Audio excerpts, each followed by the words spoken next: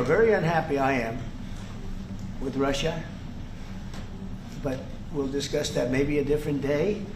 But we're very, very unhappy with them, and we're going to be doing very severe tariffs if we don't have a deal in 50 days. Tariffs at about 100%. You'd call them secondary tariffs. You know what that means. I use trade for a lot of things, but it's great for settling wars. It's a horrible war, and it should be stopped. And so if it's not done, if we don't have an agreement in 50 days, that's what we're doing, secondary tariffs. And they're biting, and I hope we don't get to the point where we do.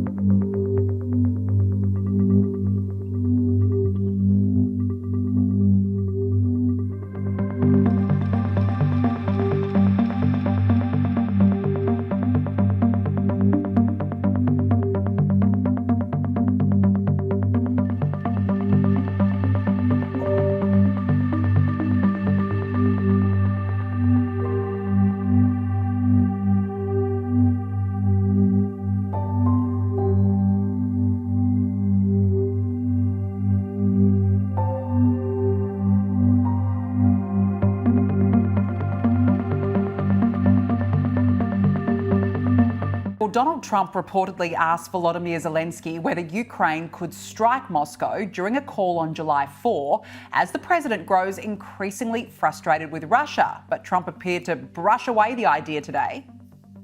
Should Zelensky target Moscow or deeper into Russia? No, he shouldn't target Moscow. Are you on Ukraine's side now? No, I'm on nobody's side. Why? You know the side I'm on? Humanity's side. I want to stop the killing of thousands of people a week. I want to stop the killing. Joining me now to discuss this and more is Strategic Analysis Australia Director Michael Shoebridge. Michael, thanks for joining me. What do you make of this report that Donald Trump asked Ukraine if it could strike Moscow? What is he preparing for?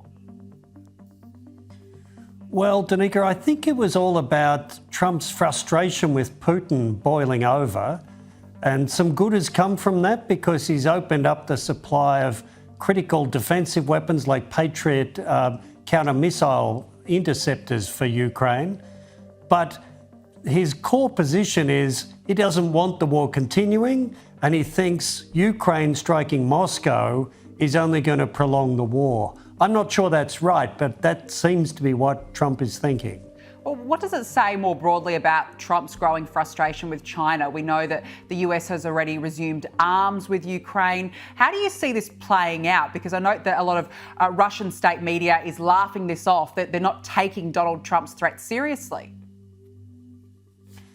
Well, they're probably right to, because he's made threats before, like he's going to put a whole lot of new sanctions on Russia and on countries buying Russian oil, but he hasn't ever followed through.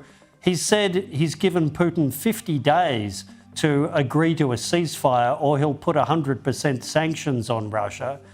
But I think he's still got a credibility problem there. And the reaction in Ukraine is 50 days. Well, if he was serious, he'd be doing it now. So the problem is he's flip-flopped so much around Ukraine and given Putin so many free passes, Russia isn't taking him seriously. No, they're clearly not. So I'm very curious to see how this one plays out.